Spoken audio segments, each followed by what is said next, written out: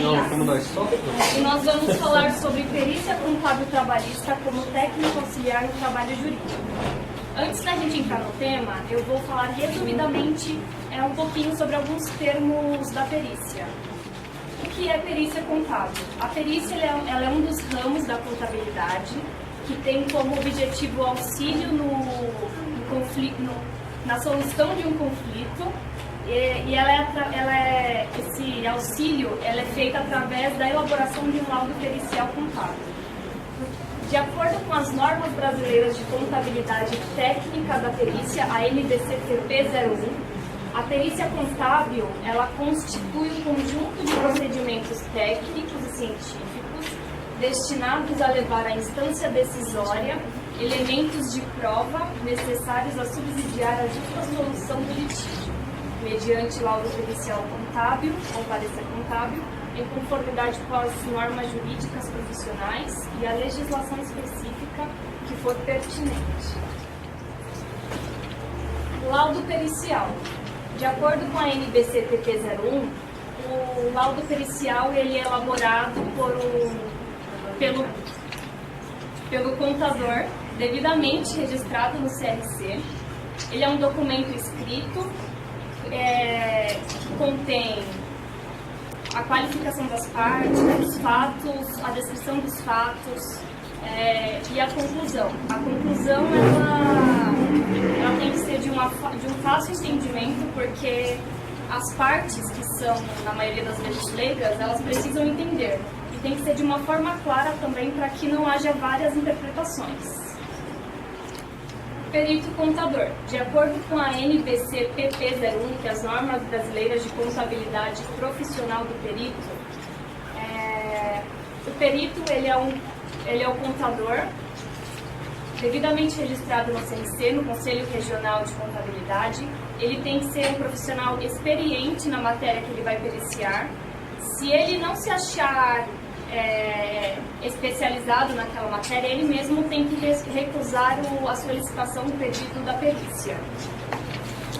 Ele deve trazer a real verdade dos fatos citados. De acordo com a NBCPP 01, temos o perito contador do juízo, que é nomeado pelo juiz na perícia contábil judicial, e é ele quem elabora o laudo pericial. O perito assistente, ele é contratado pelas partes e é ele quem emite o parecer contábil. Perícia contábil na ação trabalhista. Na grande maioria das vezes, quem entra com a ação trabalhista é o funcionário. E geralmente, quando o funcionário ele é beneficiário da justiça gratuita, ele não paga os honorários do perito, quem paga é o Estado. O objetivo da perícia na ação trabalhista é apurar as pendências no vínculo entre o empregado e o empregador, e essas pendências geralmente são mostradas através do laudo. A elaboração do laudo ela é feita através das provas periciais, que segundo o CPC, em seu artigo 464, temos o exame, a vistoria e a avaliação. O exame ele é a análise de pessoas, animais e coisas. A vistoria, a única diferença é que ela analisa bens imóveis, ela verifica se há algum dano nos bens imóveis. E a avaliação, ela determina o valor das coisas. Vou falar, quando surge uma ação trabalhista, ela surge entre uma discórdia entre o empregado e o empregador. Então, geralmente, eles procuram uma solução judicial. Todas as ações trabalhistas, elas são julgadas na Justiça do Trabalho. E o que é o processo trabalhista? Como eu falei, ela surge de uma ação entre o empregado e o empregador, né? Geralmente, a empresa desrespeita o direito do empregado.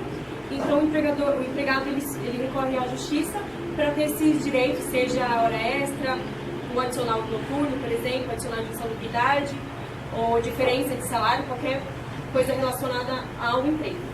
E aqui a gente pode ver que o primeiro passo é a audiência. Então, a audiência, o empregado e o empregador, eles vão tentar na justiça um acordo. Caso não tenha um acordo, ou caso tenha um acordo, vai ser na fase de sentença. A fase de sentença, o juiz ele vai julgar e aí cabe à empresa ou ao empregado aceitar ou não essa sentença. Caso alguma das partes discorde, eles podem recorrer ao recurso. O recurso, ele deve apresentar novos cálculos, novas provas de que a sentença que o juiz deu, ela não é adequada. Então, na fase de recurso, ele precisa apresentar algo além do que ele apresentou na fase de audiência. Caso eles concordem nessa fase de recurso, vai para a liquidação. Então, o juiz, ele vai calcular, né, o perito, ele vai calcular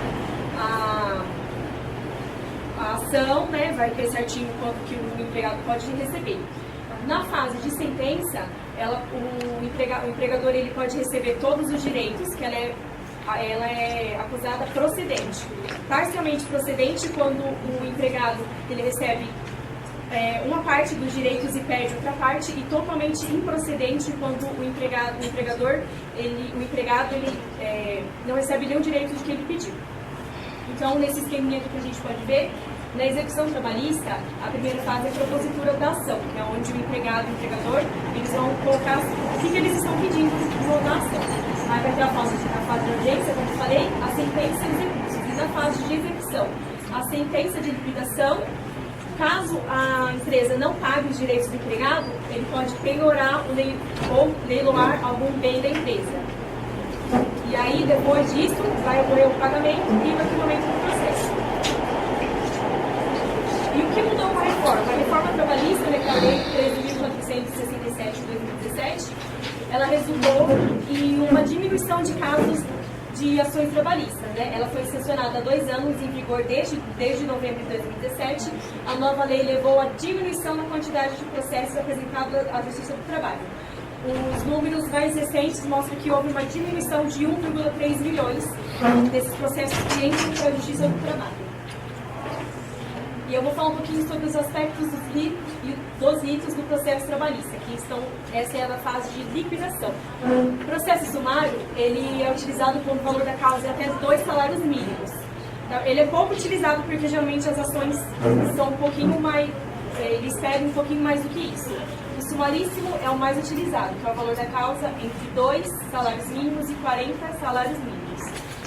E o ordinário, que é quando o valor da causa for acima de 40 salários mínimos, que ele exige um pouquinho mais de complexidade, os cálculos mais bem elaborados. Aqui eu vou falar um pouquinho sobre a CLT, mais precisamente do artigo 879. Nessa fase de liquidação, ela pode ser por cálculo, que é onde o juiz ele apresenta os cálculos, né, para ser seguidos, para caso a empresa discorde ou concorde. Por arbitramento, que é onde ele tem que apresentar uma prova maior, ou por artigo, que é quando ele precisa apresentar artigos que façam valer a perícia, né? Que façam valer o cálculo que ele está fazendo. Se for por cálculo, as partes também podem apresentar os cálculos de liquidação de sentença realizado por seu perito contador assistente, que é o perito contratado da parte. Ele não é do juiz.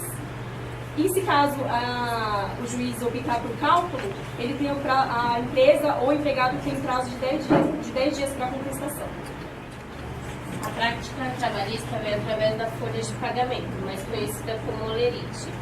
São divididas em 2 partes, o proventos e o desconto. Os proventos estão abrangendo salário, hora extra, repouso remunerado e todos esses demais. E os descontos são faltas, atraso, INSS, imposto de renda e as demais coisas que estão escritas. Geralmente, recebemos o salário no 5º dia útil. Algumas empresas costumam pagar no dia 30, outras antes, mas é obrigatório da empresa pagar até o 5º dia útil. E a emissão dela é mensal. Todo mês a empresa tem que ir lá emitir a folha de pagamento. E na folha de pagamento estão esses daqui. O salário ele vem dos proventos menos do desconto, e o senhor vai lá e recebe o seu saldo líquido, o funcionário. As horas extras era aquela que o funcionário ultrapassa a hora trabalhada, sendo se o funcionário trabalha 8 horas, ele fica mais 2 horas, que não pode exceder a 10 horas do dia, o diário, então ele ganha isso como hora extra, sendo na semana 50%, domingos e feriados 100%. Repouso remunerado geralmente é no domingo e feriado, é quando o funcionário trabalhou cerca de 6 dias e tem um domingo para o descanso e é pago por isso.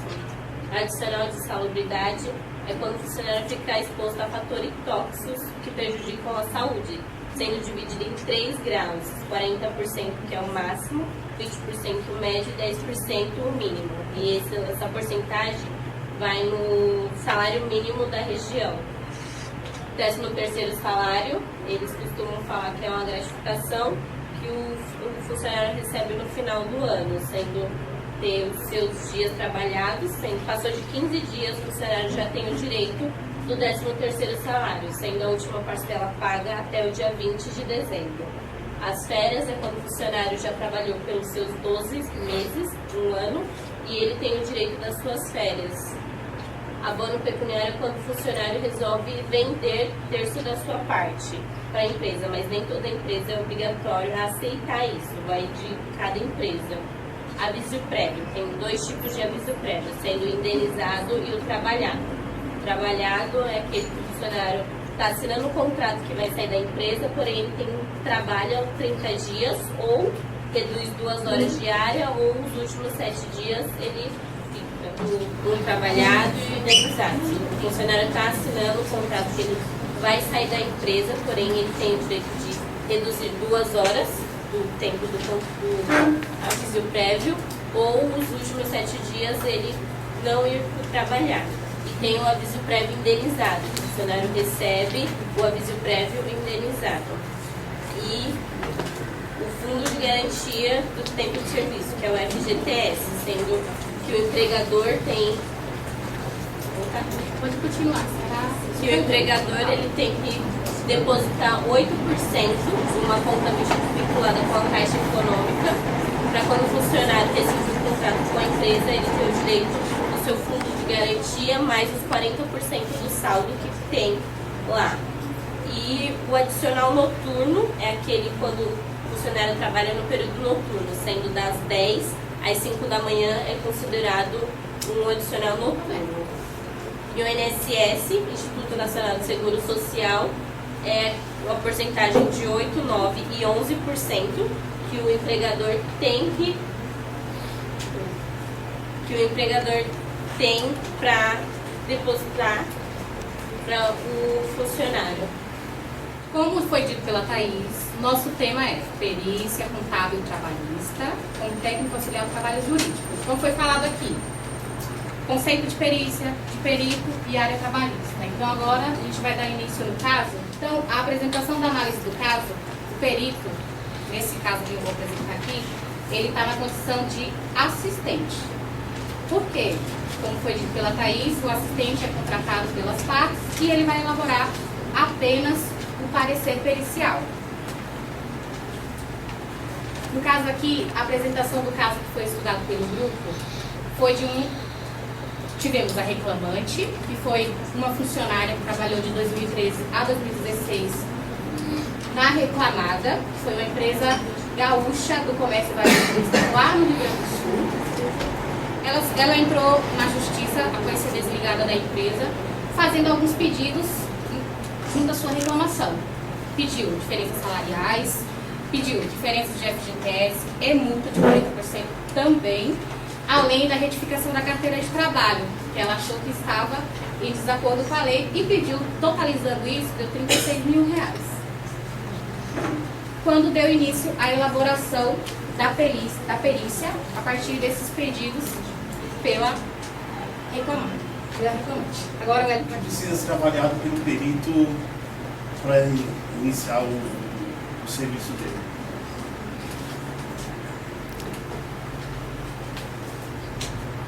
Precisa ser avaliado pelo perito para elaboração e emissão do parecer do perito assistente.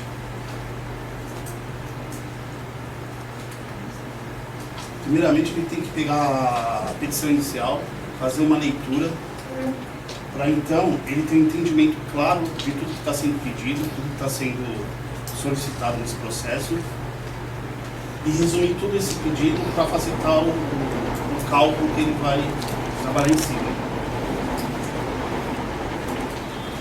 Averiguação de documentos para leitura entre eles. A documentação que ele vai utilizar é a convenção coletiva de trabalho, a folha de pagamento para ver os salários, férias, todos os rendimentos que ele teve, e o cartão de ponto para ver os horários que realmente ele está solicitando na justiça. Após a análise inteirada com os pedidos, inicia-se o cálculo dos periciais e a avaliação dos meios de prova apresentados pela reclamada. A conclusão dos meios de prova apresentados nesse caso, as diferenças salariais, elas foram pagas, todas as diferenças salariais foram pagas, todas as diferenças salariais com base na convenção coletiva de trabalho. As horas extras que não foram pagas no período correto, que foi de abril a outubro, constatou em 33 horas extras médias. E de novembro a março, 46 horas extras em média.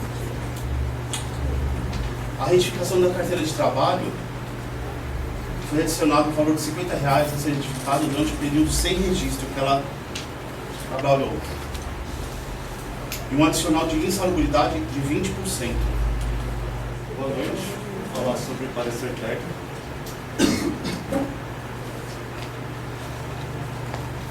E o que seria, né? Pronunciamento por escrito. Seria uma opinião técnica do perito, no caso, que ele fará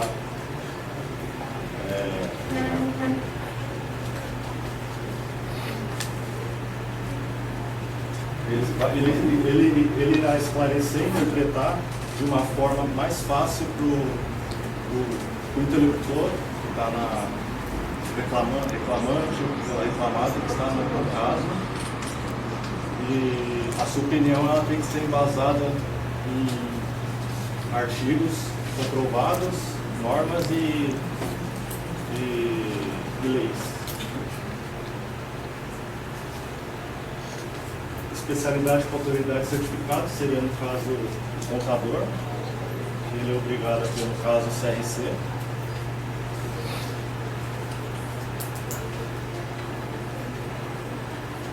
Datado, assinado com registro CRC, ou seja, todo parecer técnico que o perito fizer, ele deve ter a assinatura e a data no final.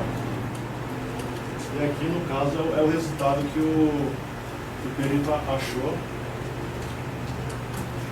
sobre a reclamante. São as verbas trabalhistas, como vocês podem ver. Ele encontrou um valor de 39 mil, ou seja, é um valor acima do que a reclamante estava solicitando, que era de 36 mil. Aqui é o resultado, né, que a perícia foi realizada e apresentou todas as verbas possíveis no processo, que foi no caso que a reclamante estava solicitando no processo. O perito foi lá e encontrou os resultados. Com os valores corretos, tem como objetivo auxiliar uma decisão de acordo judicial, ou seja, a função do perito é auxiliar a ter um acordo judicial no processo. E sendo de extrema importância a perícia contábil trabalhista. Agora, o estudo ele foi voltado para a realização da perícia contábil na área trabalhista, né?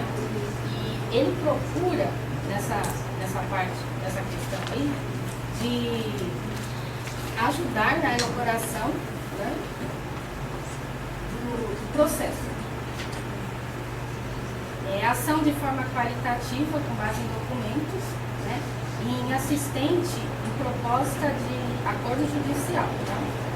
A importância do perito contador é muito primordial, sempre acordo justo, valores justos e corretos também, para uma excelente conclusão do caso. E é sempre importante contratar, né, um contador quando se tem conhecimento de uma ação trabalhista. porque com isso torna os processos muito mais rápidos, né? Os problemas dos litígios são decisões demoradas, né? Falta de clareza, demonstrações de valores do que se pode receber com direitos adquiridos. Ou seja, a parte nega, né? E valores diferentes. De acordo com a reforma trabalhista e o advento de acordos extrajudiciais,